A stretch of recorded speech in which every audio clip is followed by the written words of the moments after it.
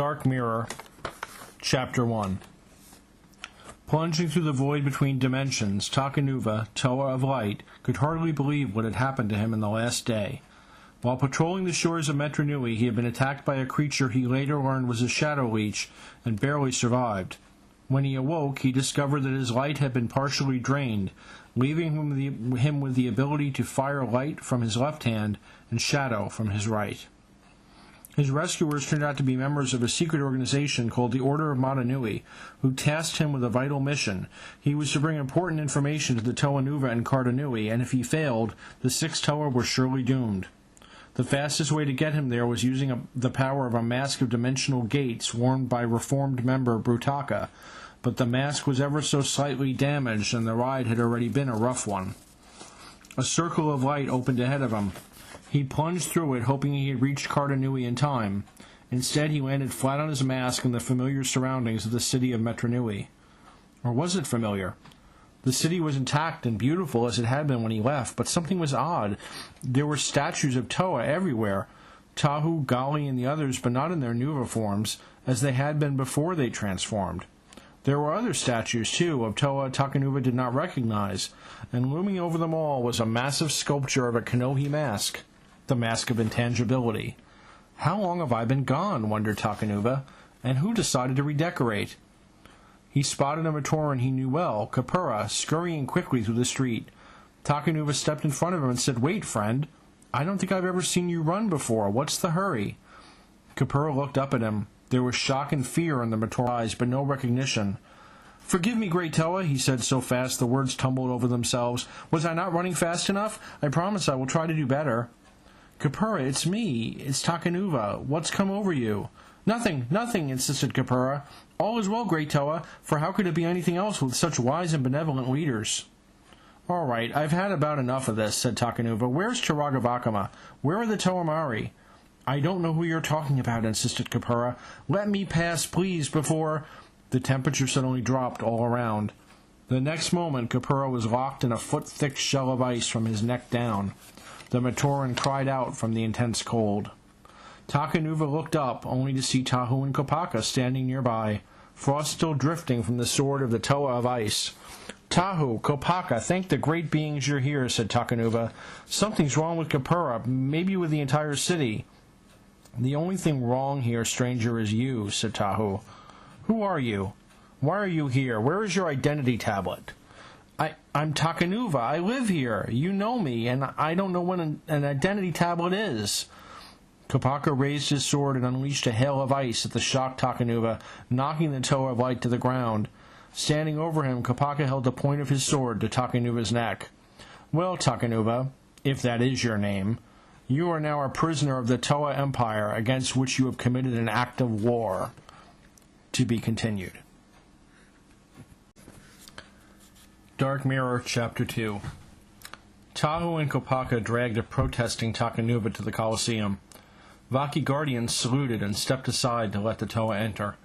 Wordlessly, they hauled Takanuva through winding corridors, finally tossing him into a cold, dark cell. "Make yourself comfortable," said Tahu. "Someone will be back for you, and Toa Yet is ready to question you in a day or a week." "If this is some kind of joke, it isn't funny anymore," said Takanuva. "What is going on around here?" But Tahu and Kopaka had already walked away. "What's going on, stranger, is that you came to the wrong place at the wrong time," said a weak voice behind Takanuva. The Toa turned, surprised to find he was not alone. Hanging on the wall from chains around his wrists and ankles was a Matoran. Using the merest fraction of his light power, Takanuva illuminated the cell. He stumbled back against the cell door in shock. The imprisoned Matoran was none other than Takua, a fact that seemed impossible since Takanuva had been Takua before becoming a Toa. "This is insane," said Takanuva. "You're me. I mean, I'm you. How—" "I see," said Takua. "You're not one of the smarter ones. You wouldn't happen to know how to pick a lock, would you?" Takanuva shook his head. If this was a dream or an illusion, it was a whopper. But just in case it wasn't, he fired a thin beam of laser light from his left hand and sliced through Takua's chains. A quick move let him catch the Matoran before he fell to the stone floor. "That's a neat trick," said Takua. "So what are you in for?" I don't know, said Takanuva. I'm not even sure where I am. Metru Nui, city of legends, said Takua. Of course, these days all the legends end with, and the Toa crushed anyone who got in their way, or in my case spent more time wandering than working. When the Vaki treatment didn't take, they put me here. I can't believe this, said Takanuva. Tahu and Kopaka insane or worse, Matoran jailed, and me sitting here talking to myself. Listen, where's Gali? In Gametru, of course, the Matoran replied. She and Karzani run the re-education center. Listen, Takanuva paused, unable to bring himself to say the name Takua. What happened here? How did things get so crazy? It was about 3,500 years ago now, said Takua. Toa Yet tapped into the power of something called the Nui Stone, which gave her the power of maybe 100 Toa. When Toa Likan tried to stop her, he got killed by her and his traitorous friend, Toa Nadiki. And that's it. Yet took over Metru Nui and convinced the other Toa it was their destiny to smash anyone who posed a threat to the Great Spirit. That meant everyone from the Makuta to the Dark Hunters, to Toa who didn't seem enthusiastic enough, and Matoran who didn't work quite hard enough. Takanuva suddenly reached up and took off his mask of power. Before Takua could protest, he had placed it on top of the Matoran's mask. Nothing happened. Takua tore the mask of light off, saying, What are you trying to do, smother me? Just testing a theory, said Takanuva, rising and putting his mask back on. Come on, we're getting out of here. And go where? Asked Takua. We have a date in the archives, the Toa of Light answered, or rather, below them. And here's hoping Vakuma's stories about what's down there, who's down there, were all true. To be continued. Dark Mirror, Chapter 3. Where are we going? Asked Takua. How did you take out those Vaki guards so fast? What's down here? Have you been down here before? Would you be quiet? Takanuva snapped. He had never realized before just how annoying he was as a Matoran. There's no telling who or what is down here, and I'd rather not have unexpected company. In truth, it was more than Takua's chattering that was bothering Takanuva. In his universe, the Metru Nui archives were filled with exhibits of Rahi beasts, carvings, tools, and other things that Ano-Matoran and Co-Matoran scholars might study. But in this strange world that he had stumbled upon, the archives was more like a museum of conquest. A long-dead and mounted Visorak stared from the shadows with glassy eyes. A collection of weaponry was nearby, each item identified with a small inscribed tablet. The staff of the Shadowed One, the Spear of Fusion, Zamor Sphere launchers, Rotuka launchers, and more. Next to that was the most amazing sight of all. The Kanohi Mask of Shadows, once the property of the leader of the Brotherhood of Makuta, now nailed to the wall like just another trophy.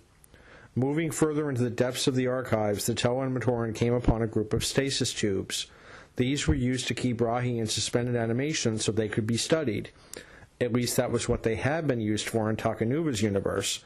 In this dimension, he saw with shock that they served a quite different purpose. One tube stood apart from the others, the glow of a light stone playing on its face.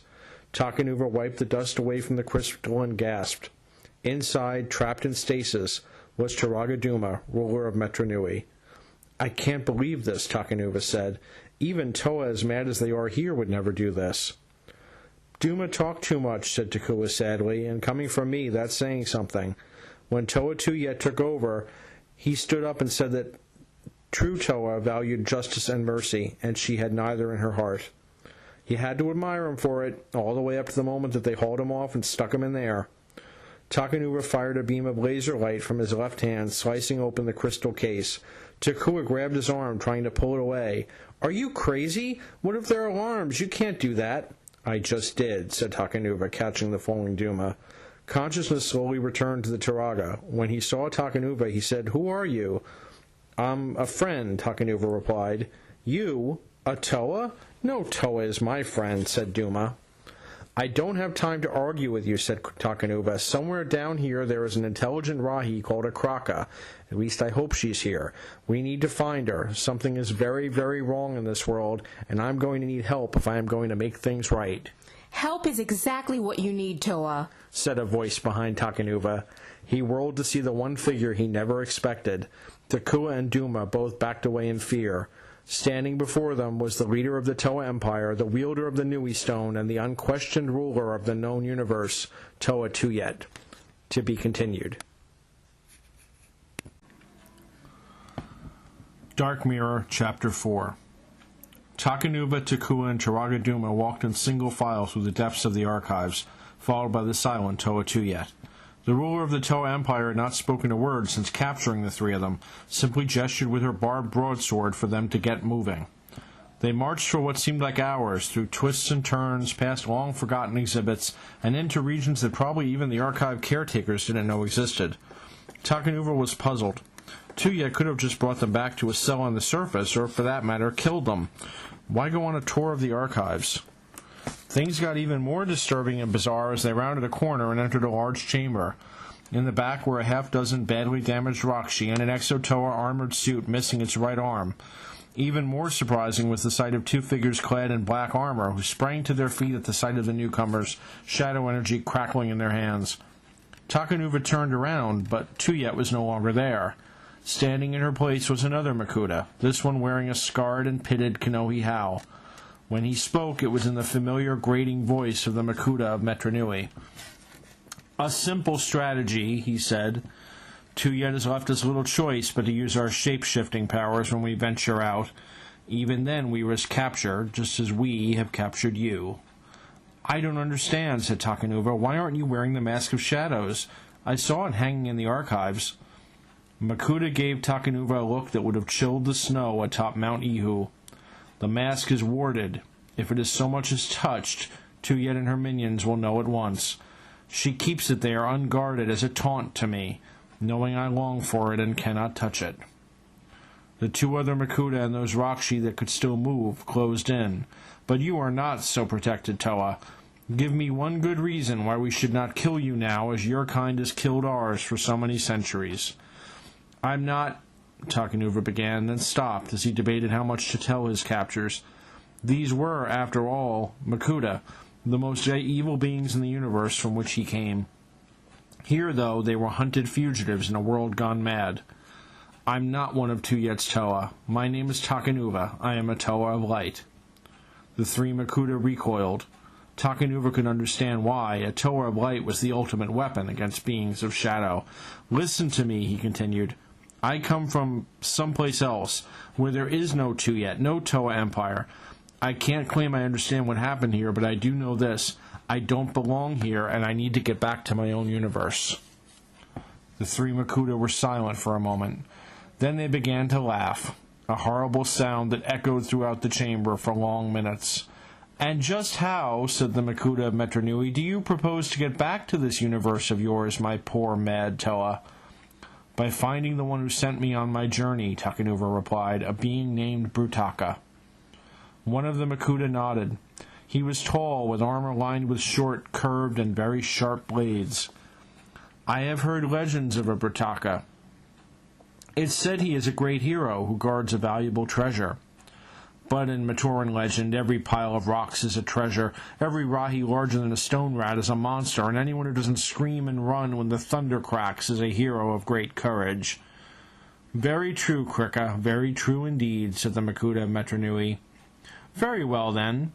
You, Toa, are either a liar or fool or a madman, I know not which. But if you need our help, you will have to pay a price." "And what is that price?" asked Takanuva. "A Matoran expedition escorted by a pair of Toa left Metronui weeks ago, bound for the island of Artaka," said Makuta. "They would retrieve an object of power, a legendary Mask of Time, one of the few weapons that might be effective against Toa Yet. By now they have it and are on their way back. I want you to attack their force and steal the mask for us. In return, we will smuggle you out of the city so you can find your Brutaka. But be warned, the Matoran leader is a fanatic who would rather die than surrender his prize. You will have to grant him his wish." "And just who is this leader?" asked Takanuva. "No one you would know," said Makuta Krika. "A Matoran, someone named Jala." To be continued. Dark Mirror, Chapter 5. Toa Takanuva had experienced many strange things since arriving in what he now knew had to be some kind of alternate universe, but nothing quite equaled what he was experiencing right at the moment, the sensation of flying under his own power over a vast stretch of ocean. Even stranger was the fact that he had Makuta to thank for this ability. After telling him roughly where to look for the caravan that would be carrying the Mask of Time, Makuta Krika had commented that he would never be able to intercept them in time by sea, even if he managed to steal a boat and slip away from Metru Nui. Flight was the best choice. Before Takanuva could argue that he didn't have the ability to fly, Krika had blown a fine powder into his face. The Toa of Light couldn't help but breathe it in. With a laugh, Krika explained that he had just been exposed to a Makuta virus, which would, at least temporarily, give him the power of flight. If it had any other side effects, Krika chose not to say. Takanuva didn't know whether to thank him or hit him. Still, his directions had been good. Up ahead on the land, Takanuva spotted an Ussel crab-drawn cart driven by a Matoran, flanked by a Toa of Ice and a Toa of Earth mounted on Muaka tigers. Takanuva could only guess that both cart and Rahi had been loaded and unloaded from a ship, since part of the journey to Artaka had to be made by sea. Despite the Makuta's warning that he would have to kill the Toa and the Matoran with them, Jala, Takanuva had another idea. He was a Toa, after all, in a world dominated by them. It was worth trying anyway.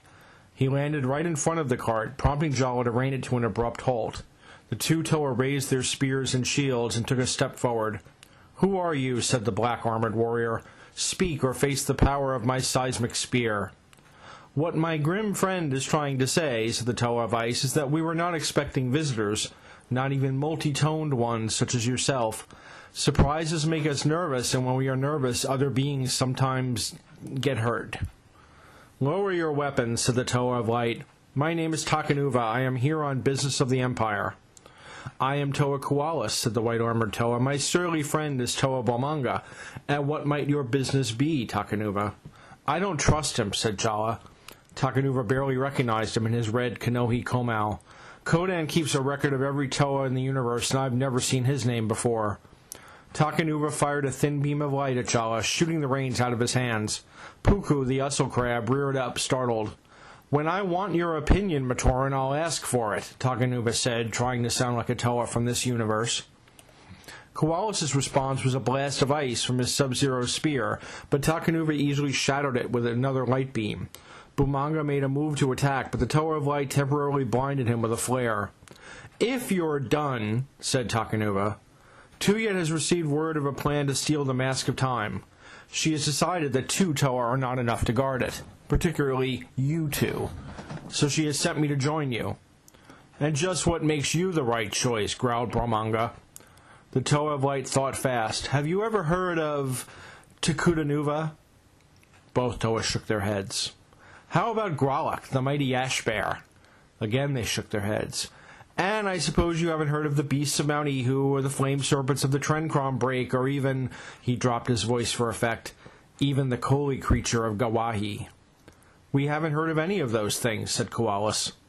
Takanuva smiled, raised his lance high, and then plunged it into the sand in front of the 2 Toa. "There is a reason you haven't heard of them, brothers, and if I could defeat them, I can surely handle the threat to the Vahi." Bomanga and Koalis glanced at each other. Then Koalis shrugged. "Very well, brother. You may travel with us to Metru Nui, but since you are so powerful, why don't you walk in front of us? That way you can meet any challenge head-on. Incidentally, who is it that plans to try to steal this mask from us?" "A very powerful and evil being called Brutaka," Takanuva replied. This time, the 2 Toa obviously recognized the name. Bomanga even smiled. "You know of him, then?" asked Takanuva. "And well I should," said Bomanga. He plunged his spear into the ground next to Takanuva's lance. "After all, I killed him." To be continued. Dark Mirror, Chapter 6. Back when Takanuva was Takua, a Matoran of the village of Dakoro, he had once found himself walking through a stretch of jungle, being stalked by a monstrous Nuijaga scorpion. Whenever he moved, the scorpion moved. If he stopped, it stopped. If he turned to face it, it would kill him, but if he led it back to the village, it might harm others before it was driven off. He was finally saved by a sudden inspiration. He changed direction and led the Nuijaga straight toward a Muaka cat cave. Angered at the intrusion into its territory by the other Rahi beast, the Muaka attacked the Nuijaga, and Takua escaped. Which just goes to show, thought Takanuva, nowadays there's never a Muaka around when you need one. Here he was, trudging across the barren plains of Karzani in this weird alternate universe. Behind him were two Toa, Bomanga and Koalas, both of whom served the oppressive dictatorship of the Toa Empire. Between them was Jala, a Matoran who in Takanuva's world was the Toa of Light's best friend. In this universe, he was a servant of the Empire, transporting the Mask of Time back to Metru Nui. That wasn't the worst of it, though. Takanuva needed to find Brutaka and the Mask of Dimensional Gates if he was ever going to make it back to his own universe. And Bomanga had just announced that Brutaka was dead, killed by him, all of which left Takanuva exactly nowhere. "Ah, Brutaka," said Bomanga. "He fought well. But when he turned to fight Gaki and Pooks, I hit him from behind, and that finished him." "Not very fair," muttered Takanuva. "Fair?" asked Bomanga. "He was an enemy of the Empire. He tried to prevent our lawful exploration of Oyanui. Who cares how he died as long as he's dead?" "Our friend Takanuva seems to be carrying a conscience," said Toa Koalas. "That is a heavy burden in a place like this. You would be amazed how many poor dead beings I see on the side of the path who just couldn't go one more step with that load on their backs." "Spare me the philosophy," snapped Takanuva. "What about Brutaka's weapons and his mask? What happened to them?" "You should know," said Bomanga. "If you really serve Toa Yet as you claim, any treasure like that gets brought to the Colosseum in Metru Nui for safekeeping." "Right, naturally," said Takanuva. This was going to be a problem. How was he going to get into what had to be the most heavily guarded spot in Metru Nui to get that mask? "You know, you remind me a little of someone," said Bomanga. "A Toa of Water, one of Likan's old team. What was her name? Toa Naho, that was it. She came along on one of our missions to Odina to clean out that nest of stone rats. Offered to go after the Shadowed One herself, take all the risks. Turned out she was helping that creep escape. He got away, she didn't. Toa Yet turned her over to her friend Rudaka, and, well, she wound up an interesting exhibit in the archives." Takanuva knew he should keep quiet, but he couldn't. "Do you think this is what Toa Yet really wanted? Toa betraying other Toa, Matoran living in fear of their heroes? Toa was supposed to be respected and look up to." "But we are," said Koalas. "Everyone respects what they fear, and they can't help but look up to us. We always look down on them." Takanuva heard a stirring behind him. He could guess what it was, Bomanga and or Koalas getting ready to blast him from behind. Well, there was no choice. He would have to try and take them both out and get the mask from Jala. It would take a lot of luck, probably more than he could hope for, but then he heard other sounds. A rush of wind, startled cries from the two Toa, which receded in the distance, then the sound of a cart crashing.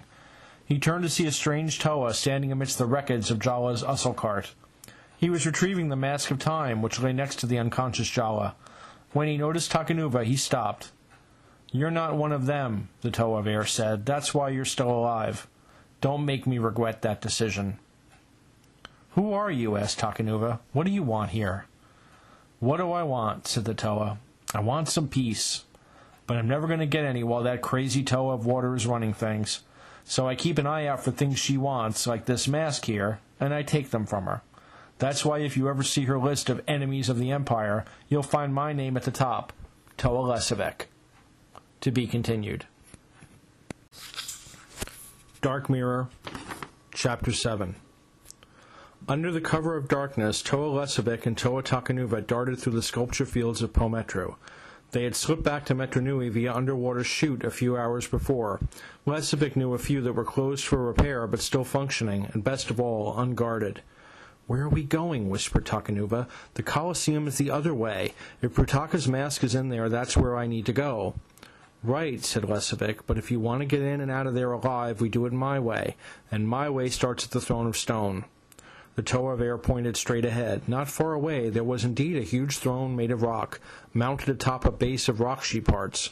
Pomatoran bearing torches surrounded it, and seated in the great chair was Toa Pohatu himself.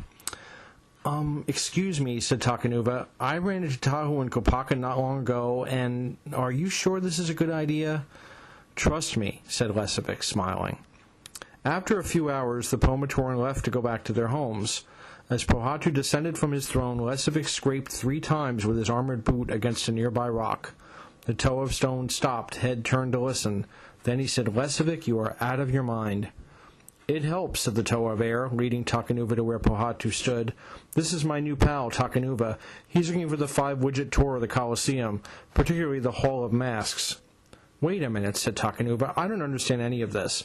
Tahu, Pohatu, and the rest were supposed to stay asleep until they were needed to awaken Mananui, but Mananui never fell asleep here, so why are they here?" "He talks a lot, doesn't he?" Pohatu said to Lesovic. Lesovic shrugged. "Okay, Glowfish, let me tell you a story," Pohatu said. "Toa Yet found out where we were from our Taka. She sent some Toa in to find us, but none of them survived the trip. That was when she found a spot in the Colosseum no one had ever seen before, a place from which she could fake the signal that would launch our canisters. Next thing you know, here we are. She laid it all out for us, how the Makuta and the Dark Hunters were plotting a takeover, how it was our duty as Toa to stop them dead. It was the only way to make the universe really safe. So we all signed on. But after a while I started to have doubts. They turned into fears when I found out Toa Yet had sent a squad headed by Toa Nadiki to wipe out the Ninra ghosts, just because they might someday make something that could be used against her. 4 dozen Matoran dead. Still makes me sick. That was when I made contact with Lesovic, and we've been working together ever since. Of course, Toa Yet doesn't know that." "You're a regular stone wall of history," said Lesovic, "but it's going to be light soon. We need to get the troops together and get ready for a raid." Pohatu led the 2 Toa back to his cavern. Once inside, he used his power to send a mild tremor the length of Metronui, not enough to cause damage, just enough to signal those who would understand and respond. They started filtering in through underground tunnels not long after.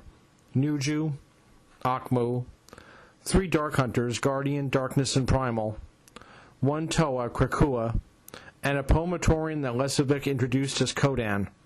"It's handy to have the Toa's chronicler on our side," said Lesovic. "Helps us stay informed." "So what's the plan?" asked Takanuva. "We sneak in, steal the mask, and get out?" "He thinks small, too," Pohatu said to Lesovic.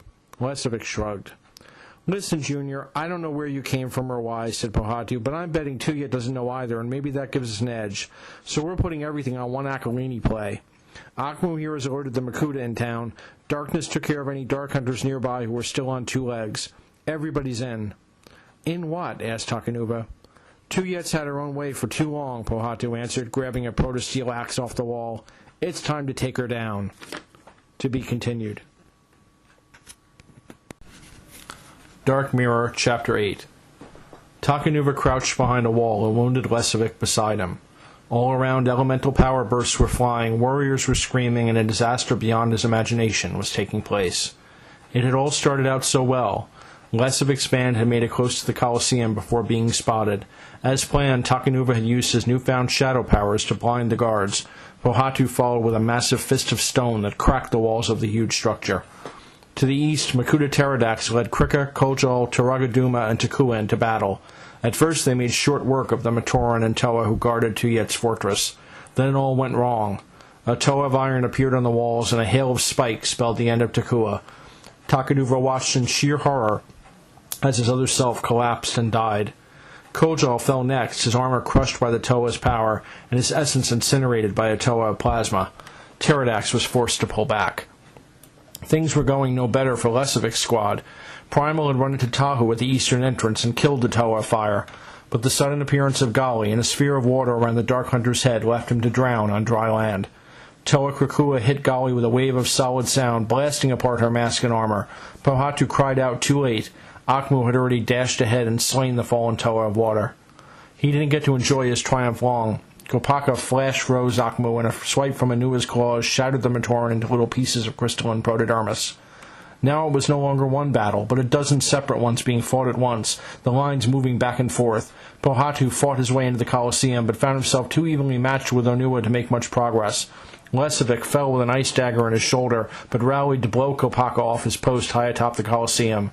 Takanuva winced as the Toa of ice hit the ground and lay still. "Now," said Lesovic to Takanuva, "darkness will lead the way. Get in there and do what you have to." "What about you?" asked Takanuva. "We'll give them something to remember," said Lesovic. Takanuva took one last look around. Nuju was side by side with Guardian, keeping a Toa of magnetism too off balance to use his powers. Pterodax's forces had charged again. Krika used his vacuum power to absorb Lua's attacks until Pterodax could summon a bolt of lightning, powerful enough to turn a Toa to ashes. Darkness was already on the move, slipping through the cracks in the Colosseum walls. Takanuva used his shadow power to enlarge them and followed. Inside, the Colosseum was strangely silent. One would never know a battle raged outside its walls. A team of Toa rushed by on their way to join the fight. Steeling himself, Takanuva fired laser blasts at the ceiling, bringing the rubble down on top of them. He still found himself hoping he had only stunned them, not killed them. Together, Toa and Dark Hunter fought their way to their goal, the Hall of Masks. They had made it to the chamber door when Darkness paused. He heard something. The next instant the door exploded outward as a wall of water erupted from within, sweeping Darkness away. Takanuva managed to grab hold of a doorway, holding on with all his might and holding his breath. Outside, Pterodax's attack had met with success, as Toa fell before him and Krika. Turagaduma had rallied Lesevic's group, although not before Nuju had been pulled into the archives by plant life gone wild. Guardian, too, fell, but took half a dozen Toa with him. Back in the Colosseum, the deluge had finally stopped. There, framed in the chamber door, stood Toa Yet, Nui stone in one hand, mask of dimensional gates in the other. "I know who you are," she said. "Or rather, I have guessed. You don't belong here." "Neither do you," said Takanuva. "You don't exist in my world. True Toa must have stood up and stopped you before you went too far." "In my world I am much more competent," she replied. "How unfortunate for you." "All right then," said Takanuva. "For Takua, for Lesevic, and for all the Toa and Matoran whose lives you have ruined, I strike." To be concluded. Dark Mirror, Chapter 9. Toa Yet stood over the battered, semi-conscious body of Takanuva, Toa of Light. He did not stir. Being blown through half a dozen walls by a focused tidal wave will do that to you. Yet smiled. Pathetic. Truly pathetic. If you are an example of what a Toa are like in your universe, it's a wonder you haven't all been hunted to extinction by now. The ruler of the Toa Empire slipped off her mask of intangibility and replaced it with the Kanohi Olmec, the mask Takanuva had come seeking. This mask alone had the power to open gateways to interdimensional space, and it was Takanuva's only hope of escaping this twisted world. Your friends outside are dead, or soon will be. I admit I was surprised to find they still had some fight left in them after 3,500 years. But they can't be allowed to rob the Matoran of the peace I have brought them. Takanuva managed to get to his hands and knees, rubble sliding off his back as he did so. He looked at Yet with eyes that held equal parts of contempt and pity. "Peace," he said in disbelief. "Is that what you call perverting the Toa into secret police, terrorizing villagers, killing anyone who opposes your rule?" I did what had to be done. I made the world right. And who are you to judge me? You are nothing but an alien from some other dimension. Takanuva hurled a blast of shadow at Yet, temporarily cloaking her in darkness. By the time she could see again, he was gone. But his voice came from high above her, saying, "That's true. My world is messier than yours, more dangerous in some ways, but it's a world that's better because you're not in it, Yet." The Toa of Water unleashed her power, bringing the ceiling down, but Takanuva was not there. Instead, he sprang from the opening at the far end of the hall, hurling blinding light at Yet as he made a grab for her mask. She spun, caught him by the arm, and threw him hard to the floor. I have hundreds of times your power. You are nothing but a light stone to be ground to the dust beneath my heel.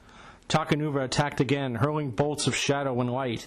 To his amazement, Yet parried them with ease. Seeing his surprise, she laughed. You know, we had no Toa of Light in this universe. We didn't need one. And in a few moments, we will be back to being without one.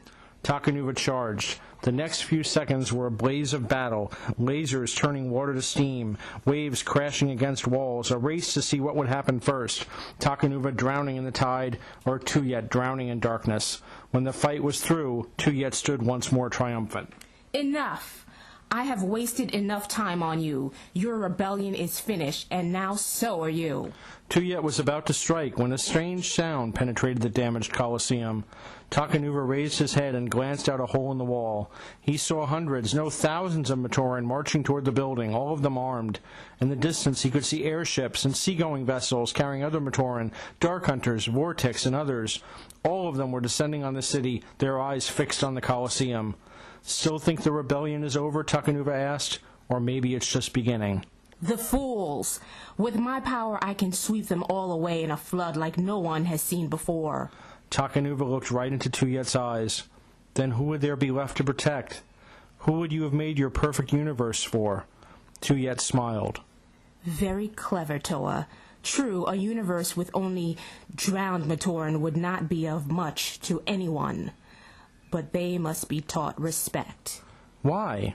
If they are so ungrateful, why not use your mass to travel somewhere else? Someplace that needs you. Start over again in another Metro Nui, one where they might welcome a ruler like you. Toa Yet glanced down at the street. The mob was coming closer, and though she could easily kill them all, it would leave her as the ruler of an empire of corpses. Perhaps Takanuva was right. At the least, she could leave and return with an army of Toa from some other dimension, enough to stamp out every last vestige of rebellion in her own world. She turned away and activated her mask. A portal into interdimensional space opened before her, and she prepared to step in. That was when Takanuva made his move. He somehow managed to hurl himself at Toa Yet, snatching the mask from her face. The second it lost contact with her, its power shut off, and the portal began to close. Takanuva, mask in hand, dove through, but Toa Yet was not about to let him escape so easily. Even as he cleared the portal, she grabbed onto his leg, trying to follow him. She blasted him with hard bolts of water, catching his hand and tearing the mask from his grasp. It floated away into the space between dimensions. Takanuva turned back. What he saw horrified him, but his shouted warning came too late. Toa Yet was halfway through the portal, trying to drag Takanuva back in. She was so consumed by rage that she never noticed the portal closing until it was much too late. She screamed as reality slammed shut on her body, leaving her upper half in the void and her lower half in the Colosseum on her world. Mercifully, death came instantly. Takanuva hovered in space for a long moment. He wondered what would happen in Toa Yet's universe with her gone. Would the Toa become protectors again? Would the Matoran take control? Or would some group like the Dark Hunters or Makuta become new dictators? Perhaps someday, if he was able, he would return to find out the answer. He turned his head away from the remains of Toa Yet, wondering how a Toa could go so wrong, and realizing with a shudder what a very fine line it could be between justice and tyranny. Toa Yet's life had been wasted, but the lives of no more Toa would be lost if he could prevent it. With grim resolve, he resumed his journey to Cardanui. The end.